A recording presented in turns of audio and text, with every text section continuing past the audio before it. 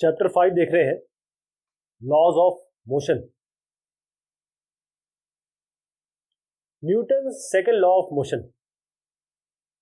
पहला जो लॉ है न्यूटन का, वो आपको बताता है कि जब भी सारे एक्सटर्नल फोर्स जो लग रहे हो, नेट एक्सटर्नल फोर्स यदि जीरो हो तो सिचुएशन क्या होगी। बॉडी या तो रेस्ट पे रहेगी या यूनिफॉर्म मोशन पे रहेगी। जो सेकेंड लॉ ऑफ मोशन है वो क्या बताता है, ये एक जनरल सिचुएशन बताता है कि जब नेट एक्सटर्नल फोर्स, अब एक बॉडी पे बहुत सारे फोर्स लग सकते हैं। हमने देखा था एक जगह पे हमने किताब रखी थी और किताब पे यहाँ पर ग्रेविटी लग रही है, इस जगह पे कुछ और भी फोर्स लग रहा है। तो एक ऐसी सिचुएशन, वो जनरल सिचुएशन जहां पर कोई नेट एक्सटर्नल फोर्स वाकई में बॉडी पे लग रहा हो, तो नेट एक्सेलरेशन या नेट एक्सटर्नल फोर्स जब लगता है तब बॉडी किस तरीके से मूव करती है, ये सेकेंड लॉ ऑफ मोशन बताता है।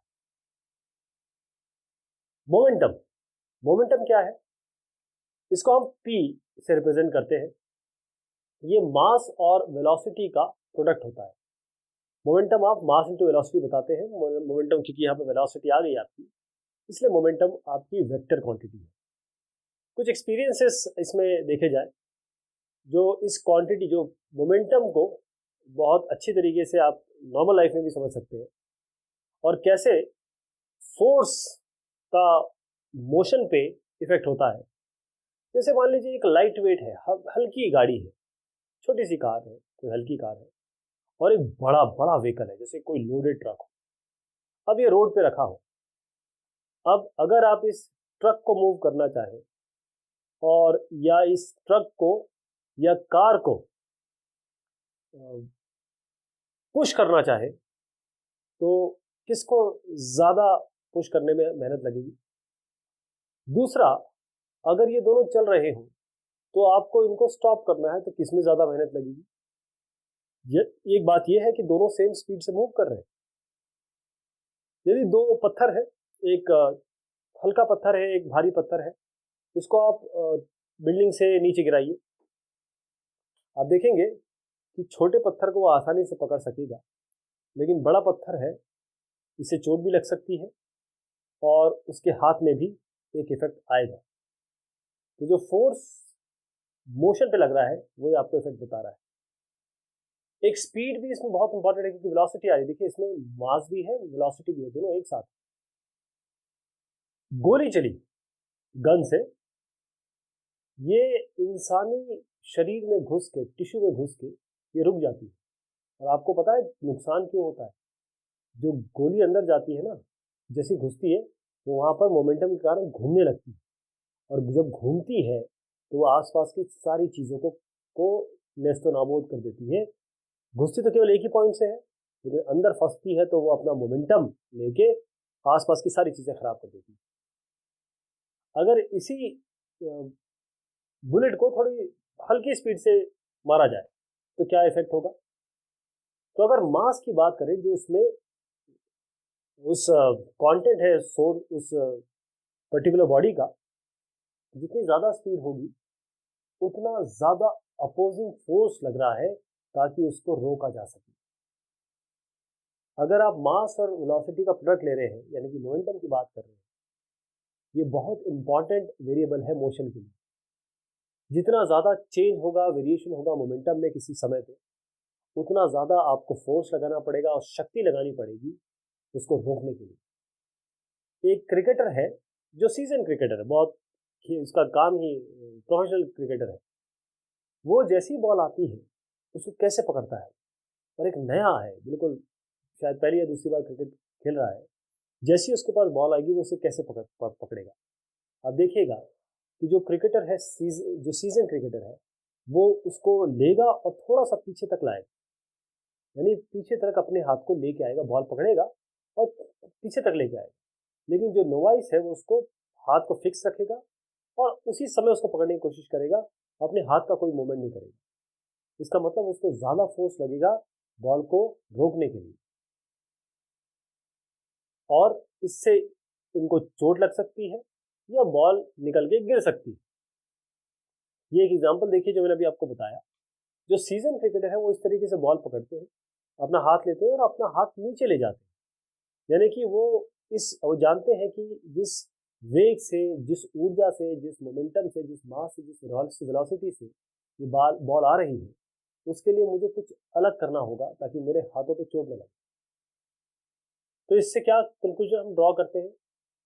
फोर्स ना केवल मोमेंटम के जो m/v के चेंज पे डिपेंड कर रहा है, बट इस पे भी काम कर रहा है कि कितने तेजी से ये चेंज हो रहा है। अगर ये कम समय में चेंज हो रहा है तो आपको ज़्यादा फोर्स लगाना पड़ेगा या ज़्यादा फोर्स लगेगा। तो इससे हम ये कह सकते हैं कि जितना ज़्यादा मोमेंटम के रेट में चेंज होगा उतना ज़्यादा फोर्स लगेगा। तो ये ऑब्जर्वेशन जो हमने देखे रियल लाइफ की, ये बिल्कुल कंफर्म कर रहे हैं कि जो मास है, वेलोसिटी है, यानी कि मोमेंटम है, ये बहुत इम्पोर्टेंट और बेसिक है जो मोशन के फोर्स को इफेक्ट करे। मान लीजिए कोई एक बहुत फिक्स्ड फोर्स है, किसी समय किसी अंतराल में वो लग रहा है, दो बॉडीज है अलग अलग मासेस जो रेस्ट पे रखी हुई है। आप देखिएगा कि जो हल्की बॉडी है वो ज़्यादा स्पीड गेन कर लेगी, ज़्यादा वेग उसमें आ जाएगा बनिस्बत की कि जो हैवी बॉडी है। लेकिन समय के बाद अगर उस अंतराल के बाद देखेंगे, दोनों ही बॉडी में सेम मोमेंटम होगा। इसका मतलब ये हुआ, ये बहुत इंपॉर्टेंट चीज़ है यहाँ से यहाँ तक, कि यदि सेम फोर्स की बात कर रहे हैं, सेम अंतराल या समय की बात कर रहे हैं, तो जो मोमेंटम चेंज होगा, जो चेंज इन मोमेंटम होगा अलग अलग बॉडी में, सेम फोर्स, ये बहुत क्रूशियल ट्रू है सेकंड लॉ ऑफ मोशन जो कि हम अभी डिस्कस करेंगे। तो जो ऑब्जर्वेशन हमने देखा, जो मोमेंटम का जो वेक्टर कैरेक्टर है, क्योंकि आप जानते हैं कि स्केलर वेक्टर क्वांटिटी है, मोमेंटम वेक्टर क्वांटिटी है, ये ज़्यादा एविडेंट नहीं हो रहा है। जो मोमेंटम है, जो अभी तक हमने एग्जाम्पल देखे, इस मोमेंटम और जो चेंज मोमेंटम में, इन दोनों का सेम डायरेक्शन है। ये ऐसा होता नहीं है हमेशा। मान लीजिए आपने एक पत्थर एक स्ट्रिंग में बांधा और उसको घुमाया, रोटेट किया यूनिफॉर्म स्पीड से हॉरिजॉन्टल प्लेन में, यानी इस अपने सर के ऊपर घुमा लीजिए, हॉरिजॉन्टल हो जाएगा। तो यहाँ तो मैं जो मोमेंटम का की वैल्यू है, मैग्नीट्यूड है, वो तो फिक्स है, लेकिन इसका डायरेक्शन चेंज हो रहा है। तो मतलब एक फोर्स यहाँ पर ज़रूरी होगा जो इस मोमेंटम वेक्टर के चेंज को क्रिएट कर रहा होगा, उसके लिए रिस्पॉन्सिबल होगा। ये एग्जांपल मैं आपको दे रहा हूँ कि एक साहब ने यहाँ पर बांधा इसको, पत्थर को या बॉल को, और ये हॉरिजॉन्टली घुमाया, तो फोर्स हम ये अपने हाथों से लगा रहे हैं। अब एक्सपीरियंस से क्या आप सजेस्ट करेगा आपको, आप अगर आपने कभी ऐसा किया हुआ, आपको ज़्यादा फोर्स लगाना पड़ रहा है अगर ये ज़्यादा स्पीड से मूव कर रहे हैं आप, या फिर आपका जो रेडियस आपने लिया है, जो धागा लिया है, वो छोटा है, या दोनों चीज़ें हो सकती हैं। इसका मतलब ये हुआ कि एक्सेलरेशन ज़्यादा है, या आप ये कह सकते हैं कि जो मोमेंटम वेक्टर में चेंज हो रहा है उसका रेट समय के साथ बहुत ज़्यादा है, बहुत तेज़ है। ये हमको ये सजेस्ट करता है कि जितना ज़्यादा मोमेंटम वेक्टर में चेंज होगा, वहाँ पर भी आपका फोर्स का एप्लीकेशन, आपकी ऊर्जा, आप जो उस पर फोर्स लगा रहे हैं, वो ज़्यादा लगेगी। ये जो आपने अभी अभी क्वालिटेटिव ऑब्जर्वेशन देखा, इसे हम सेकंड लॉ ऑफ मोशन में एक्सप्रेस करेंगे। न्यूटन साहब ने क्या कहा कि rate of change of momentum of a body is directly proportional to the applied force and takes place in the direction in which the force acts. इसको हम mathematically भी देखेंगे। अब इसको जो समझ लीजिए आप क्या बोला गया है। जो rate of change of momentum है किसी बॉडी का, वो बिल्कुल डायरेक्टली प्रोपोर्शनल है, यानी कि चेंज होगा जो फोर्स उस पर अप्लाई हो रहा है, और साथ में जो डायरेक्शन है फोर्स, किस डायरेक्शन में फोर्स अप्लाई हो रहा है। अगर मान लीजिए आप एफ फोर्स को लेते हैं, टाइम इंटरवल आपने डेल्टा टी लिया हुआ है, मतलब T2 - T1, तो इस डेल्टा टी में वेलोसिटी में कितना चेंज हो रहा है, v से लेकर डेल्टा वी, इस डेल्टा टी में डेल्टा वी का चेंज हो रहा है। तो जो इनिशियल मोमेंटम है शुरुआत में m × v होगा, लेकिन जैसे ही आप डेल्टा टी बात देखेंगे तो मोमेंटम में चेंज हो चुका होगा, मास में तो कोई कभी चेंज नहीं होता है, मास तो पूरे ब्रह्मांड में सेम होता है, लेकिन वेलोसिटी में चेंज हो रहा है। तो सेकंड लॉ में ये कहा गया कि फोर्स डायरेक्टली प्रोपोर्शनल है, ये प्रोपोर्शनलिटी का साइन है, डायरेक्टली प्रोपोर्शनल है rate of change of momentum. जब भी रेट बताते हैं वो टाइम के हिसाब से बताते हैं, अगर कुछ नहीं दिया हो तो delta P by delta T. अब इस साइन को हम हटा देते हैं जरा, इसके लिए हमको कांस्टेंट लगाना पड़ता है, तो इस प्रोपोर्शनलिटी साइन को हटा के हम इसमें एक कांस्टेंट लगा देंगे, तो एफ इक्वल टू के delta P by delta T, के इसमें कांस्टेंट ऑफ प्रोपोर्शनलिटी है। अब जरा इस डेल्टा टी को हम कम से कम करें, कम से कम समय में हम निकालने की कोशिश करें, तो ये क्या बन जाता है, delta P by delta T D P by D T बन जाएगा, बेसिकली डेरिवेटिव बन जाएगा। जब भी हम डेल्टा टी को जब हम लिमिट ले लेते हैं, इसकी लिमिट ले लेंगे, डेल्टा पी टेंड्स टू 0 यहाँ पर लिमिट ले लेंगे, तो ये D P by D T हो जाएगा। ओके, तो ये डेरिवेटिव हो जाएगा, या इसको कह सकते हैं डिफरेंशियल कोएफिशिएंट पी का टी के रिस्पेक्ट में, जिसको हम d P by D T बोलेंगे। इसका मतलब ये हुआ F equal to K d P by D T. Mass fixed है, मास चेंज नहीं होगा, तो D P by D T का मतलब क्या हुआ, पी की जगह जरा एम भी रख के देखिए, हम केवल इसको कर रहे हैं ना, तो D P by D T क्या होगा, मास बाहर ले लीजिए कांस्टेंट है, तो D P by D T हो गया। आप जानते हैं कि acceleration D P by D T होता है, इसकी जगह आप लिख दीजिए, तो आप सेकेंड लॉ ऑफ मोशन क्या बन गया, F equal to K M A, F equal to mass into acceleration. कि अभी देखते हैं, इसने सीधे बताया कि फोर्स डायरेक्टली प्रोपोर्शनल है मास और एक्सेलरेशन के प्रोडक्ट की। फोर्स डायरेक्टली प्रोपोर्शनल है मास से भी, फोर्स डायरेक्टली प्रोपोर्शनल है एक्सेलरेशन से भी। यूनिट फोर्स अभी तक हमने बात नहीं की है, लेकिन इस इक्वेशन की बात करें तो ये हमने यूनिट फोर्स के लिए बताया है। इसका मतलब हमारे पास लिबर्टी है कि इस के को हम यूनिट यानी कि 1 चूज करें, तो इस के को 1 रखेंगे तो क्या आएगा, F equal to d P by d T क्या आ जाएगा, एम इंटू ए। तो ये F is equal to M into A, यही आपका न्यूटन का सेकंड लॉ है। जो ऐसा यूनिट है फोर्स की जो एक्सेलरेशन देती है, एक मास जो 1 kg है उसको एक्सेलरेशन देती है 1 मीटर पर सेकेंड स्क्वायर, इसी को हम न्यूटन देते हैं। वो साहब जिन्होंने हमको ये दिया, उनकी ऑनर में, उनके रिस्पेक्ट में 1 न्यूटन होता है 1 kg इसके लिए, मीटर पर सेकेंड स्क्वायर इस एक्सेलरेशन के लिए। कुछ पॉइंट्स इस सेकेंड लॉ के बारे में जान लेते हैं। पहली चीज़ ये है कि अगर फोर्स 0 है तो मास तो 0 नहीं हो सकता, मास तो हमेशा सेम रहता है, कहीं भी ले जाइए उसको, मून पे ले जाइए, प्लूटो पे ले जाइए। अगर फोर्स 0 है तो एक्सेलरेशन 0 है, तो पहले लॉ के लिए कंसिस्टेंट हो गया कि अगर फोर्स कुछ नहीं लग रहा है तो एक्सेलरेशन 0, इसका मतलब या तो बॉडी रेस्ट पे है या अपने यूनिफॉर्म मोशन में है, तो पहले से भी ये मैच करेगा। जो सेकेंड लॉ ऑफ मोशन है ये वेक्टर लॉ है, क्योंकि इसमें वेक्टर क्वांटिटीज आ रही हैं। ये 3 इक्वेशन इससे बन रही हैं, 3 कंपोनेंट बन रहे हैं, F X, F Y, F Z. तो M A X, M A Y, M A Z, इसका मतलब ये है कि यदि एक फोर्स पैरेलल नहीं है वेलोसिटी के, कुछ एंगल बना रहा है इसके साथ, तो वो जो चेंज होगा वो कंपोनेंट जो वेलोसिटी का है उस डायरेक्शन में उसी को चेंज कर रहा है। जो कंपोनेंट है वेलोसिटी का वो नॉर्मल यानी कि परपेंडिकुलर होता है फोर्स के, तो वो अनचेंज रहेगा, जो भी नॉर्मल होगा। जैसे अगर आप बात करें किसी प्रोजेक्टाइल मोशन की, इसका जो वर्टिकल ग्रेविटेशनल फोर्स है, जो ग्रेविटेशनल जो हॉरिजॉन्टल कंपोनेंट है वेलोसिटी का, वो चेंज नहीं, वो अनचेंज होता है, वो चेंज नहीं होता है। इसको देखिएगा आप, ये है डायग्राम इसका कि जब ये वर्टिकल, जिस तरीके से प्रोजेक्टाइल मोशन हो रहा है, एक्सेलरेशन एक्सेलरेशन एक्सेलरेशन एक्सेलरेशन, ये सारे वर्टिकल है। एक्सेलरेशन कभी भी इसका चेंज नहीं हो रहा है, क्योंकि एक्सेलरेशन आपका ग्रेविटी वाला है। अब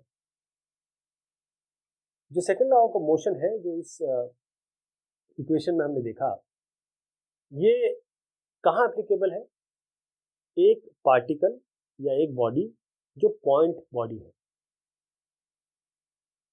जो फोर्स एफ की बात कर रहे हैं हम इस लॉ में, वो एफ इक्वल टू एम में, ये नेट एक्सटर्नल फोर्स है। ध्यान रखिएगा, ये केवल एक्सटर्नल फोर्स नहीं है, ये पूरा का पूरा जितने फोर्स लगे हैं वो है ही। और ए इसमें क्या है, एक्सेलरेशन है इस फोर्स के कारण। ये देखिए कि ये जो लॉ हुआ इससे इससे क्या पता चला, ये लॉ को हम रिजिड बॉडी पे लगा पाते हैं, और जनरली अगर इसको और आगे बढ़ाएं तो ये सिस्टम ऑफ पार्टिकल में भी लगा पाएंगे। यहाँ पर जो एफ है इसको हम कहेंगे जो टोटल एक्सटर्नल फोर्स सिस्टम पे लग रहा है, और एक्सेलरेशन को हम कहेंगे ज़्यादा जनरल बनाने, अगर इसको बनाने की कोशिश करें तो एक्सेलरेशन का मतलब ये होता है कि जो पूरे सिस्टम में एज अ होल एक्सेलरेशन हो रहा है। इसका भी एग्जांपल देते हैं। पहले समझिए कि जो और प्रिसाइसली बात करें तो एक्सेलरेशन या ए उस बॉडी के, उस अगर बड़ी बॉडी है तो उसका सेंटर ऑफ मास का जो एक्सेलरेशन होगा उसके बारे में बात हो रही है। कोई भी इंटरनल फोर्स इस सिस्टम में जो लग रहा है वो इस एफ में नहीं लगेगा, जो अंदर की तरफ लग रहा है, अंदर से लग रहा है। अब देखिएगा कि यहाँ पर इन्होंने एक एक्सेलरेशन किसी इंस्टेंट पे, वो क्या है, force. Acceleration is force into mass into acceleration. जैसे ही आपने ये ड्रॉप किया ट्रेन से पत्थर, इसमें कोई हॉरिजॉन्टल एक्सेलरेशन या फोर्स तो नहीं, अगर एयर रेजिस्टेंस को आप निगलेक्ट कर दें तो जो स्टोन है उसके पास कोई भी मेमोरी या कोई भी याददाश्त नहीं है एक्सेलरेशन, जो ट्रेन के साथ हुआ, एक बार फेंक दिया आपने बस। तो जो सेकंड लॉ ऑफ मोशन का है ये लोकल रिलेशन है, और लोकल रिलेशन का मतलब क्या हुआ कि जो फोर्स है किसी भी पार्टिकल की कोई ना कोई लोकेशन होगी, उस इंस्टेंट पे जहां पर वो पार्टिकल है वहां पर एक्सेलरेशन उस पॉइंट पे रिलेटेड है, यानी कि ये लोकल रिलेशन। यहाँ जब आपने छोड़ दिया ना इसको तो अब ये ट्रेन से अलहदा हो गया। इसका मतलब ये है एक्सेलरेशन जब जहां है वहीं पर फोर्स तब तहां होगा। जो हिस्ट्री है मोशन की कहां से कहां आ रही है उससे कोई लेना देना नहीं है। जब ये ट्रेन में था तो अलग बात थी, जब ट्रेन से बाहर आ गया तो ट्रेन से इसका नाता खत्म हो। एक एग्जांपल देते हैं, एक बुलेट है जिसका मास इतना दिया हुआ है, ये मूव कर रहा है, इसका स्पीड है 90 मीटर पर सेकेंड। ये अब अंदर आता है एक वुडन ब्लॉक के, और उसके बाद ये 60 सेंटीमीटर और चलता है और रुक जाता है। आपको एवरेज रेजिस्टिव फोर्स बताना है जो इस लकड़ी के ब्लॉक ने इस बुलेट को दिया। तो पहले तो हम अपना जो हमारे पास लॉ ऑफ मोशन है उससे हम v square equal to U square plus 2s, उसमें फाइनल वेलोसिटी v0 ले लेंगे, a की जगह हम माइनस ए लेंगे क्योंकि एक्सेलरेशन नहीं रिटार्डेशन हो रहा है। मानते हैं कि एक्सेलरेशन आपका कांस्टेंट है, तो ये जो हमारे पास इक्वेशन है लॉ ऑफ मोशन की उससे हम a equal to minus U square by 2s लगाएंगे। u हमको 90 दिया हुआ है, s 60 सेंटीमीटर है, 60 को डिवाइड कर दीजिए 100 से, 0.6 आ जाएगा। इससे हमारे पास ये संख्या आ जाएगी a की। अब फोर्स निकालना है तो मास आपके पास है, आपके पास एक्सेलरेशन है, दोनों को लगा दीजिए, मास इंटू एक्सेलरेशन आपका 270 न्यूटन आ जाएगा। तो जो रेजिस्टिव फोर्स है या ये कहें कि जो रिटार्डेशन है बुलेट का वो बहुत हद तक यूनिफॉर्म नहीं होगा। तो ये एवरेज रेजिस्टिव फोर्स है, क्योंकि हमने यहाँ पर ये माना कि जो एक्सेलरेशन है वो कांस्टेंट माना, लेकिन ऐसा होगा नहीं नॉर्मली।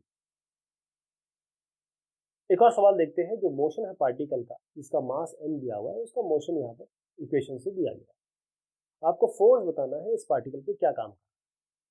फोर्स को ध्यान रखिएगा m इंटू ए होता है। हमारे पास ये इक्वेशन है, ये y है हमारे पास, मतलब डिस्प्लेसमेंट है। डिस्प्लेसमेंट मतलब अगर हम वेलोसिटी निकालना चाहें, जैसे डिस्प्लेसमेंट r से या y से रिप्रेजेंट करें तो dy बाई dt क्या होगा, यही तो आपका वेलोसिटी होगी। तो इसका हम डिफरेंशिएशन कर देंगे, यानी कि इस साइड का डिफरेंशिएशन कर देंगे रिस्पेक्ट टू t, तो इसमें t हट जाएगा, u बचेगा, इसमें 2t आएगा, 2 कैंसिल, v प्लस gt आ जाएगा। एक्सेलरेशन क्या आया आपका, dv बाई dt एक्सेलरेशन। इसका दोबारा इंटीग्रेशन कर डिफरेंशिएशन कर, u हट जाएगा, t हट जाएगा, अपने g बचेगा, तो एक्सेलरेशन आ गया आपका g। फोर्स क्या लग रहा है, फोर्स मास इंटू एक्सेलरेशन होता है। अभी अभी हमने देखा एक्सेलरेशन g के बराबर है, तो ये m इंटू जी आएगा। का मतलब जो इक्वेशन डिस्क्राइब कर रही है मोशन को किसी पार्टिकल में, वो यहाँ पर ग्रेविटी में काम कर रही है, और y आपका ग्रेविटी के डायरेक्शन में इसका पोजीशन वेक्टर। इम्पल्स, कई बार हमारे पास ऐसे एग्जाम्पल आते हैं जहां पर हम बहुत ज़्यादा फोर्स लगा रहे हैं, काम हो रहा है बहुत कम समय के लिए, और ये जो कम समय के लिए काम कर रहा है ये मोमेंटम को कुछ कुछ कम समय के लिए चेंज भी कर रहा है। जैसे क्रिकेट, जैसी बॉल बैट को हिट करती है, आप देखिए बॉल बैट को जब हिट करती है तो बहुत कम समय के लिए करती है, लेकिन वो बाउंस बैक होती है। तो जो अगर मान लीजिए कोई सामने बॉल है या फोर्स लग रहा है उस बॉल पे, तो जो जो आपका बॉल है वो कम समय के लिए काम कर रहा है, बैट कम समय के लिए काम कर रहा है, क्योंकि कांटेक्ट बहुत कम है, उसका समय कम बहुत है, लेकिन फोर्स अच्छा खासा है जो डायरेक्शन चेंज कर देता। मान लीजिए बहुत तेज किसी ने 140 किलोमीटर प्रति घंटा पे बॉल की और आपने बैट को बस टच कर दिया, वो छक्का चला जाता है, सिक्सर चला जाता है।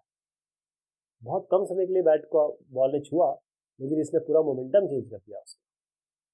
तो ये जो सिचुएशन है, इन सब में जो फोर्स है और टाइम ड्यूरेशन है, वो इनको अलग करना बहुत मुश्किल हो जाता है क्योंकि समय बहुत कम है। लेकिन जो फोर्स और टाइम का जो प्रोडक्ट है, जो बेसिकली चेंज दे रहा है मोमेंटम में, वो एक मेजरेबल क्वांटिटी हो सकती है। इसी प्रोडक्ट को हम कहते हैं इम्पल्स। इम्पल्स क्या होता है? Force into time, time duration, और ये बराबर होता है क्योंकि जैसे आपने बैट में देखा, बैट से बॉल लगी तो चेंज हुआ मोमेंटम में, तो इसी को हम चेंज इन मोमेंटम कहते हैं। तो बहुत ज़्यादा फोर्स किसी कम समय के लिए लग रहा है तो एक फाइनाइट चेंज हो रहा है, इसे चेंज इन मोमेंटम, मोमेंटम में कुछ चेंज हो रहा है, इसी को हम इम्पल्सिव फोर्स कहते हैं। तो ये जो साइंस चली आ रही है उसकी हिस्ट्री में देखा जाए तो इस इम्पल्सिव फोर्स को जनरल कैटेगरी में रखा गया, ऑर्डिनरी फोर्सेस की। न्यूटोनियन मैकेनिक्स में ऐसा कुछ भी डिफरेंस नहीं है, मतलब डिस्टिंक्शन नहीं है। जो भी फोर्स हो रहे हैं उन्हीं फोर्सेस में इम्पल्सिव फोर्स भी आता है। बस बात यह है कि ये बहुत ज़्यादा है और बहुत कम समय के लिए लगता है। एक सवाल देख लेते ताकि ये समझ में आए ज़्यादा। एक बैट्समैन है, वो बॉल को हिट करता है स्ट्रेट डायरेक्शन में, बिल्कुल बॉल आई और उसने उसी बॉलर की तरफ बॉल दी। उसकी इनिशियल स्पीड चेंज नहीं हो रही है। यदि जो मास है बॉल का वो इतना 0.15 kg है, आपको इम्पल्स बताना है कितना बॉल पे बैट से दिया गया। आपको बॉल का मोशन बताना है कि ये समझना है कि वो सीधी आ रही है। तो चेंज इन मोमेंटम क्या हुआ? देखिए चेंज इन मोमेंटम है ये मास, राइट, और मास इनटू ये m1v1 हुआ, m1v1 माइनस m2v2। ठीक, मास को बाहर ले लीजिए, दोनों की मास सेम है, मतलब 0.5 बॉल की बात हो रही है, लेकिन वेलोसिटी 12 है। मान लीजिए क्रिकेटर यहाँ खड़ा है, बॉलर यहाँ खड़ा है, जो बॉल इन्होंने की तब तो ये वेलोसिटी v हो गई जो कि 12 है, लेकिन जब इन्होंने बल्ले का इस्तेमाल किया तो वेलोसिटी इस तरफ हो गई। हम जानते हैं कि इसको हम नेगेटिव लेंगे, तो ये v2 हम नेगेटिव लेंगे, इसीलिए यहाँ पर आपको नेगेटिव दिखा, तो और नेगेटिव नेगेटिव पॉजिटिव हो जाएगा, यानी कि 0.15 बाहर है और 12 अंदर है। 12 + 12 24, 24 को 0.15 से मल्टीप्लाई करेंगे तो 3.6 न्यूटन सेकंड आएगा। तो इम्पल्स न्यूटन सेकंड में आएगा। ये डायरेक्शन होगा बैट्समैन से लेकर बॉल तक। ये ऐसा एग्जाम्पल है जहाँ पर जो फोर्स लग रहा है बॉल पे बैट्समैन द्वारा, और जो समय है कॉन्टैक्ट का, वो बहुत मुश्किल है जानना, लेकिन इम्पल्स आप आसानी से कैलकुलेट कर सकते हैं। Newton's third law of motion. Newton का तीसरा लॉ क्या कहता है? सेकंड लॉ ने किसको रिलेट किया? फोर्स को एक्सेलरेशन से। तो ये उत्पत्ति कहां से हुई? ये जो एक्सटर्नल फोर्स आ रहा है इसकी ये आया कहां से? कौन सी ऐसी एजेंसी आ रही है या कौन सी ऐसी चीज आ रही है जो इस एक्सटर्नल फोर्स को दे रहा है? तो न्यूटोनियन मैकेनिक्स में जब इसकी बात हुई, जो एक्सटर्नल फोर्स है किसी बॉडी पे, वो किसी और बॉडी के थ्रू आता है। जैसे आप कह रहे हैं बॉल फेंकेंगे तो आपके हाथों से बॉल फेंकती है। मान लीजिए आपके पास बॉडी है ए और बी, दो पेयर है। अब बी जो है वो एक फोर्स देता है या एक्सटर्नल फोर्स देता है एक, और इसमें एक सिंपल क्वेश्चन आएगा आपके सामने क्या ये ए भी इसको कुछ फोर्स एक्सटर्नल दे रहा है?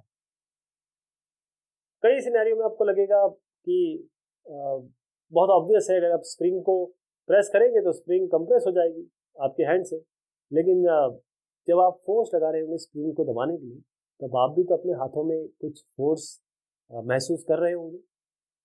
लेकिन अगर बॉडी कांटेक्ट में नहीं है तब क्या? जैसे हमारा अर्थ है वो एक पत्थर को नीचे खींच लेता है, लेकिन क्या ये स्टोन फोर्स एग्जर्ट करता है?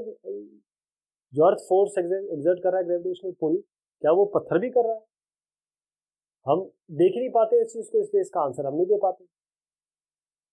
लेकिन न्यूटन साहब के अनुसार ये पत्थर अर्थ पे भी वही फोर्स एग्जर्ट करता है, इक्वल और अपोजिट फोर्स एग्जर्ट करता है। अर्थ इतना मैसिव है, इतना बड़ा है कि इस छोटे से पत्थर से जो इफेक्ट हो रहा है वो हमें दिखाई भी नहीं देता, नेग्लिजिबल मानते हैं उसको। तो न्यूटोनियन मैकेनिक्स के हिसाब से और जो फोर्स की बात हम कर रहे हैं, तो ये कभी भी सिंगल काम नहीं करता है। फोर्स दो बॉडीज का म्यूचुअल इंटरेक्शन के बीच में काम करता है। तो फोर्सेस हमेशा पेयर में काम करेंगे। इसका मतलब ये है कि दो बॉडीज एक दूसरे को बराबर और अपोजिट डायरेक्शन में फोर्स देंगे और लेंगे। इसी आइडिया को न्यूटन साहब के नाम से हम थर्ड लॉ ऑफ मोशन कहते हैं। और बहुत सीधी बात है कि हर एक एक्शन का इक्वल और ऑपोजिट रिएक्शन होता है। नॉर्मल लाइफ में भी आप देखेंगे, किसी को अगर आप प्यार से बात करेंगे वो आपसे प्यार से बात करेगा, किसी को आप गुस्से से बात करेंगे तो वो उसी तरीके से बात करेगा। ये बिल्कुल नेचुरल चीज़ है। ये जो न्यूटन साहब ने एक लाइन कही, कितनी क्रिस्प है, कितनी सुंदर है। क्यों? ये जो लाइन है सुंदर के साथ साथ कुछ मिसकॉन्सेप्शन भी लेके आती है। थोड़ा इसके बारे में समझने की जरूरत है कि लॉ कह क्या रहा है। खास तौर पे जब एक्शन और रिएक्शन की बात हो रही है, जो एक्शन और रिएक्शन की बात हो रही है, इसमें जो टर्म हम यूज कर रहे हैं थर्ड लॉ में, केवल फोर्स की बात हो रही है यहाँ पे। अगर हम और कोई चीज इसमें लाएंगे तो वो कंफ्यूजिंग हो जाएगा। तो अब हम एक काम करते हैं, थोड़ा इसको और बनाते हैं। हम कहते हैं फोर्स हमेशा पेयर्स में काम करेंगे। अगर फोर्स बॉडी ए बी पे एग्जर्ट कर रही है तो बी जो ए पे करेगा वो इक्वल अपोजिट होगा।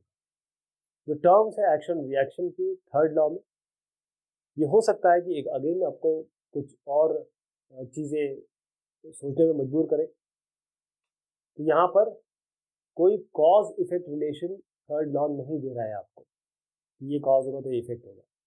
सीधी सी बात है, फोर्स ए जो बी को देगा वही फोर्स बी ए को देगा उसी इंस्टेंट पे। ऐसे नहीं कि आज आपने किसी को बोला वो आपको परसों आगे कुछ और बोल रहा है। तो इसीलिए इसी रीजनिंग से इन दोनों में से किसी को भी आप एक्शन कह सकते हैं, किसी को भी आप रिएक्शन कह सकते हैं। इसको रिएक्शन कह सकते हैं, इसको एक्शन कह सकते हैं। तो एक्शन और रिएक्शन फोर्सेस अलग अलग बॉडी पे काम कर रहे हैं, सेम बॉडी पे काम नहीं कर रहे। आप मानिए ए और बी दो आपकी बॉडीज है। थर्ड लॉ ऑफ मोशन कहता है जो एफ है ए से बी पे लग रहा है वही माइनस होगा बी और ए पे, यानी कि फोर्स जो ए लगा रहा है बी पे वो नेगेटिव होगा जो बी के ए पे लग रहा है। तभी तो ये अपोजिट होगा, इक्वल तो हो गया, अपोजिट भी तो होना है। तो हम अगर कंसिडर कर रहे हैं या देख रहे हैं मोशन को, किसी भी बॉडी ए और बी की बात कर रहे हैं, तो दोनों में से जो एक फोर्सेस है वो रिलेवेंट होगी उस समय के लिए। ये गलत हो जाएगा यदि आप दो फोर्सेस को ऐड कर ये क्लेम करके कि देखिए इसको इधर ले आइए, इसको इधर ले आइए, F A B plus F A, क्योंकि यहाँ जाएगा तो प्लस हो जाएगा, F A B plus F B A zero हो जाएगा। ऐसा गलत हो जाएगा इसको समझना। लेकिन आप जब एक सिस्टम के बारे में समझ रहे हैं, दो बॉडीज हैं आपकी, एफ ए बी और एफ बी ए फोर्स लग रहे हैं और ये इंटरनल फोर्स है सिस्टम की ए और बी, तो ये ऐड हो जाएंगे और ये आपको एक नल फोर्स देंगे। इंटरनल फोर्सेस किसी भी बॉडी की या कोई पार्टिकल का एक सिस्टम बनाया है वो आप कैंसिल कर सकते हैं। बड़ा इंपॉर्टेंट फैक्ट है, क्योंकि ये हम जब भी प्रॉब्लम करेंगे तो आपको ये सामने आएगा। दो आइडेंटिकल बिलियर्ड बॉल है, एक हम एग्जांपल ले रहे हैं, हमारे पास दो आइडेंटिकल बिलियर्ड बॉल है और ये एक रिजिड बॉल है यहाँ पर, इसको स्ट्राइक करते हैं सेम स्पीड से लेकिन अलग अलग एंगल से, एक जाते हैं इस तरफ और वापस चले आते हैं, एक स्ट्राइक करते हैं इस तरफ से और वो एंगल बना के वापस आते हैं, लेकिन ये जब भी टकरा के वापस आ रहे हैं तो इनकी स्पीड में चेंज नहीं हो रहा है, जैसे आप फिगर में देख पा रहे हैं। आपसे जो सवाल पूछा गया वो ये है कि डायरेक्शन क्या होगा फोर्स का ऑन द वॉल, वॉल पे निकालना है हर एक बॉल से, वॉल पे डायरेक्शन क्या होगा फोर्स का बॉल, हर एक बॉल का वॉल पे। फिर इसके बाद एक और चीज़ निकालनी है, जो रेशियो है इम्पल्स का, जो मैग्नीट्यूड होगा उसका रेशियो का होगा बॉल द्वारा वॉल पे। तो एक इसको देखते ही आपके दिमाग में एक चीज़ सीधे आएगी कि जो केस ए पे जो फोर्स होगा वो आपका नॉर्मल होगा, क्योंकि देखिए ये नॉर्मल होगा यानी परपेंडिकुलर होगा, और दूसरा जो होगा वो 30 डिग्री इंक्लाइंड होगा, लेकिन ये थोड़ा सा गलत हो जाएगा। जो फोर्स है वॉल पे वो यहाँ पर भी नॉर्मल होगा परपेंडिकुलर, यहाँ पर भी ही यहाँ पर भी नॉर्मल होगा परपेंडिकुलर होगा। ओके, तो फोर्स कैसे निकालेंगे, इसमें क्या हम ट्रिक लगाने वाले हैं, हम इसमें फोर्स या इम्पल्स जो बॉल पे वॉल के कारण आ रहा है सेकेंड लॉ ऑफ मोशन से निकालेंगे, और उसके बाद हम थर्ड लॉ यूज करेंगे, राइट। तो मान लीजिए यू आपकी स्पीड है हर एक बॉल की, क्योंकि स्पीड चेंज नहीं हो रही है तो यू बिफोर भी रहेगी, यू आफ्टर भी रहेगी कोलिजन के बाद। एम आपका मास है हर एक बॉल का, तो हम क्या करेंगे, एक एक्स एक्सिस चूज करते हैं, एक वाई एक्सिस चूज करते हैं इस तरीके से, और हम देखते हैं क्या चेंज मोमेंटम में क्या चेंज होगा बॉल का। एक केस, दूसरा केस, पहले में देखिए ये एम इंटू यू होगा, ठीक, केस हम पहला ले रहे हैं एम इंटू यू, तो पी एक्स क्या होगा इसमें, M into U, P Y अभी इनिशियली 0 है इसमें, और पी एक्स फाइनल क्या होगा, टकराने के बाद यूनिटी डायरेक्शन में मूव करने लगेगा तो माइनस एम यू हो जाएगा, पी वाई फाइनल भी 0 होगा। और इम्पल्स क्या होता है, चेंज इन मोमेंटम वेक्टर। तो एक्स कंपोनेंट में कितना चेंज हुआ, एक इधर है एम यू, एक इधर एम यू, और आप दोनों को कैलकुलेट करेंगे तो -2 एम यू आएगा। वाई कंपोनेंट दोनों में 0 है तो दोनों को 0 बना देंगे। इम्पल्स और फोर्स ये सेम डायरेक्शन में है, इम्पल्स और फोर्स सेम डायरेक्शन में। तो यहाँ से हमें क्या पता चल रहा है, जो फोर्स बॉल पे वॉल के कारण है वो नॉर्मल है बॉल की, और नेगेटिव एक्स डायरेक्शन में, इस नेगेटिव एक्स डायरेक्शन में। तो अगर हम न्यूटन का थर्ड लॉ ले मोशन का, जो फोर्स वॉल पे आ रहा है बॉल के द्वारा, वो भी नॉर्मल होगा, और क्योंकि ये इस डायरेक्शन में है वो पॉजिटिव डायरेक्शन में होगा, क्योंकि थर्ड लॉ कहता है इक्वल अपोजिट डायरेक्शन।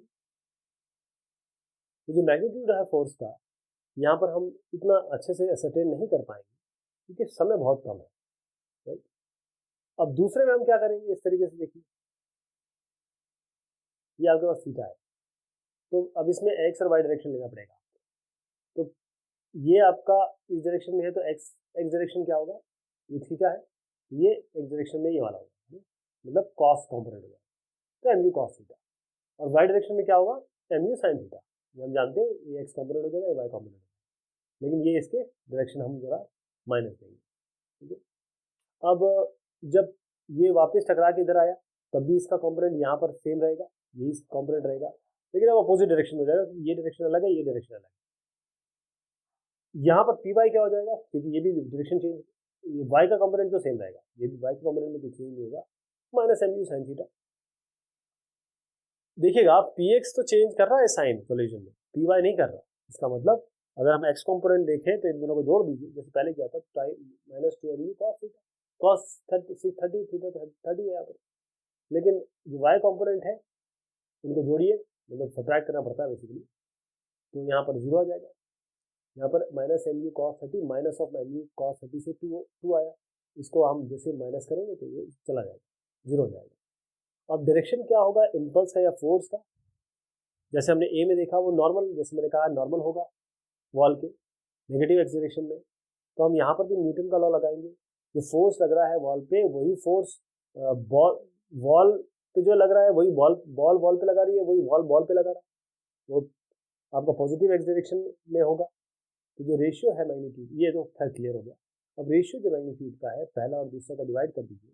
ये 2mu है, एक 2mu cos 30 है, माइनस माइनस मैंने हटा दिए। तो यहाँ पर इसको सॉल्व करेंगे तो 2/√3 आएगा, जो कि 1.2 है। तो ये एक और इंस्टॉलमेंट हुआ इस चैप्टर का। बहुत शुक्रिया, बहुत मेहरबानी।